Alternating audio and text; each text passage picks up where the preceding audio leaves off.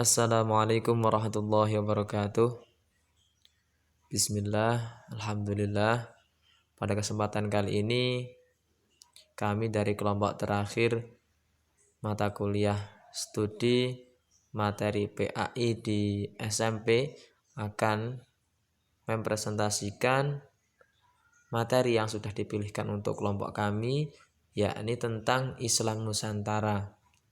Kami akan mempresentasikan materi kami ini melalui video pembelajaran ini. Baiklah teman-teman, bismillah, mari kita mulai bersama. Sebelumnya, kelompok kami anggotanya adalah Abdul Hanif Al-Irsyad, Adnan Saifullah, dan Afifah Aulia Izzati. Kita masuk kepada materi. Yang pertama adalah alur perjalanan dakwah di Nusantara.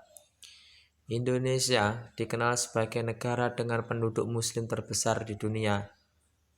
Padahal jika kita melihat sejarah lahirnya agama Islam yang dibawa para nabi, Indonesia tidak begitu dikenal.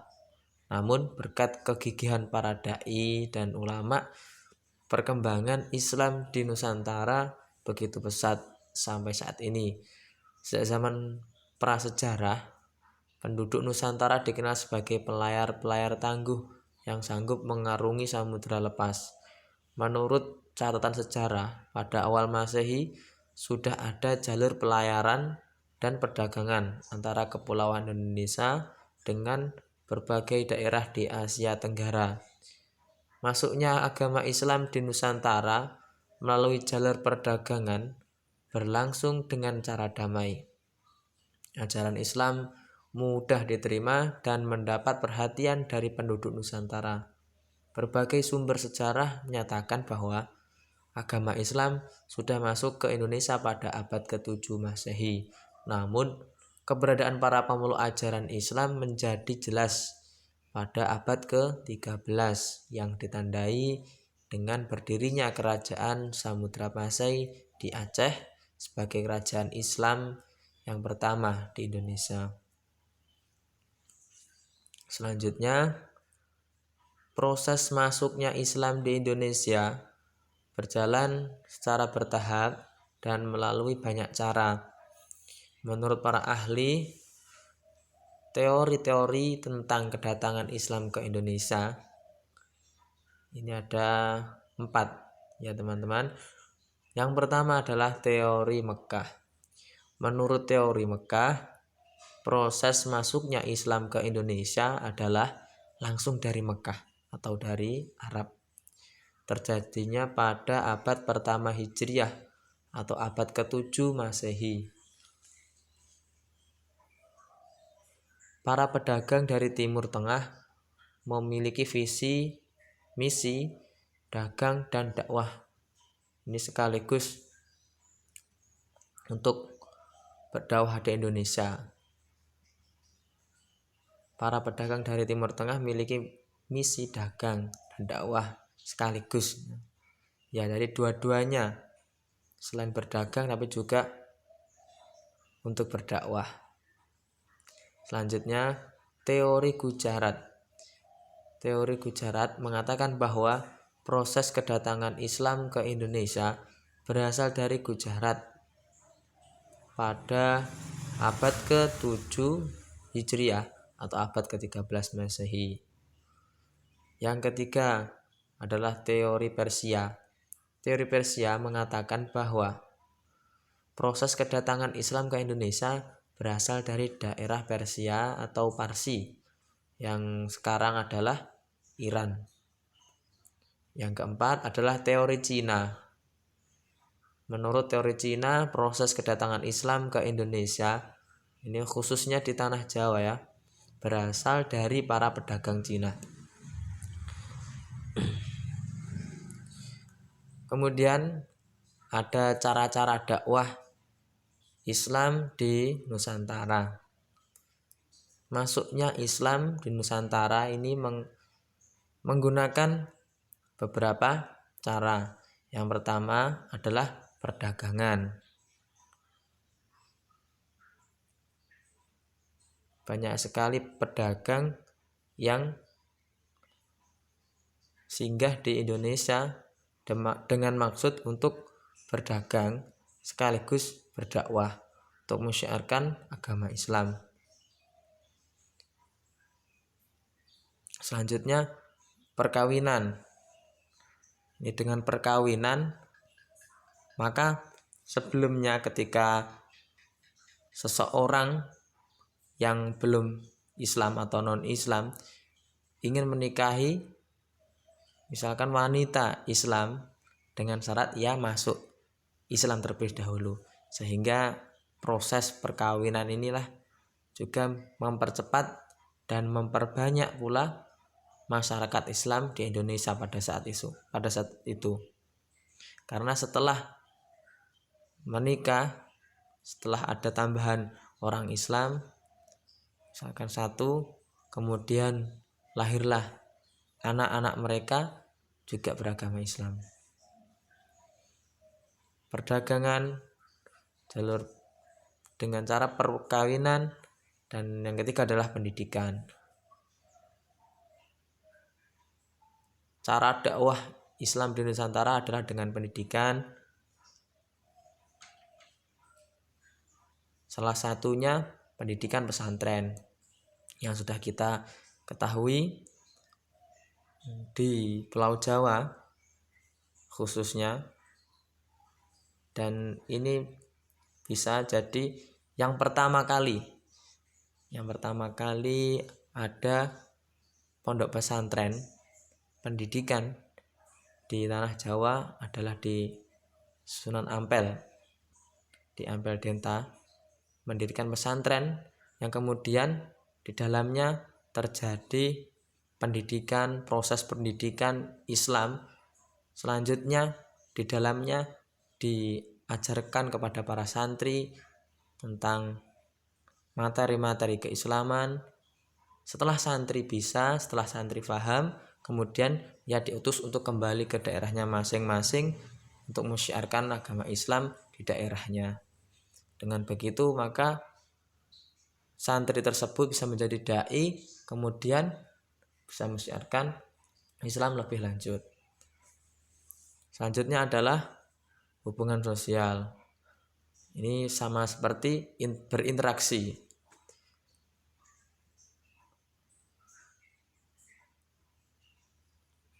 Interaksi umat Islam. Umat Islam salah satu cirinya adalah ramah, toleransi, berbaik sangka, beramal soleh, dan yang lain. Dengan hubungan sosial, interaksi ini non muslim pada saat itu tertarik dengan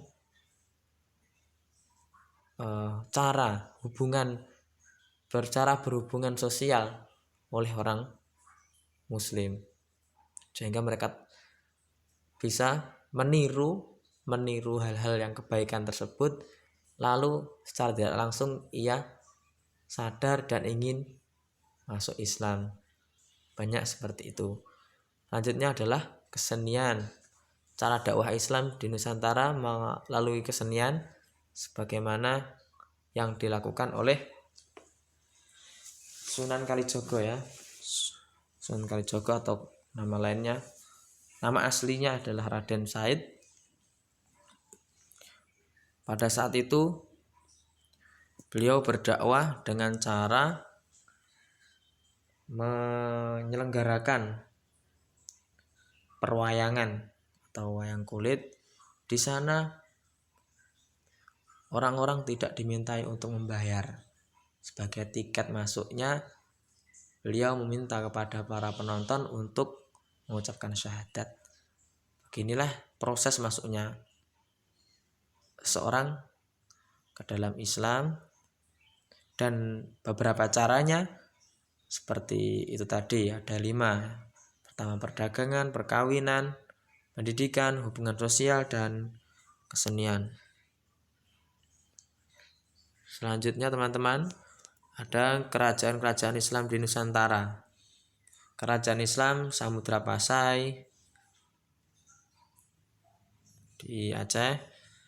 Selanjutnya kerajaan Islam Ini di Jawa ya. Kerajaan Islam Demak, Pajang, Mataram, Cirebon, Banten. Kemudian di Sulawesi, Kerajaan Islam Ternate dan Tidore, dan Kerajaan Islam Makassar. Lanjut tentang tradisi Islam di Nusantara. Tradisi Nusantara sebelum Islam. Jauh sebelum Islam masuk dan berkembang di Nusantara, masyarakat telah memiliki keragaman budaya dan tradisi. Bahkan sebelum agama Hindu, Buddha masuk ke Indonesia, masyarakat telah memiliki kepercayaan kepada benda-benda alam dan roh nenek moyang, yang kita sebut animisme atau dinamisme itu ya. Kepercayaan kepada benda-benda alam dan roh nenek moyang ini berpengaruh pada pola kehidupan masyarakat. Banyak upacara ritual dilakukan sebelum melakukan kegiatan tertentu. Misalnya ritual sebelum melaksanakan hajatan, kelahiran, perkawinan, kematian, dan lain sebagainya. Tradisi ini mereka lakukan turun-temurun dari satu generasi ke generasi berikutnya. Ya, selanjutnya teman-teman, akulturasi kebudayaan Islam yang berkembang di Indonesia.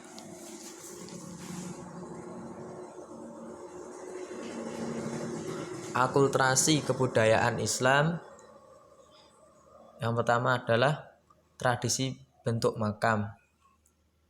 Sebelumnya akulturasi itu adalah suatu penyesuaian kebudayaan, penyerapan kebudayaan asing, atau percampuran, perpaduan, pengkombinasian antara kebudayaan yang ada di Indonesia dengan kebudayaan Islam asli.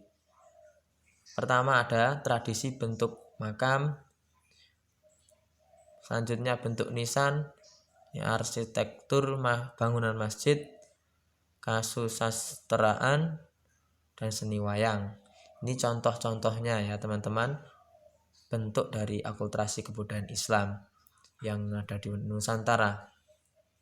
Selanjutnya tradisi atau budaya Islam di Indonesia. Banyak sekali tradisi atau kebudayaan Islam.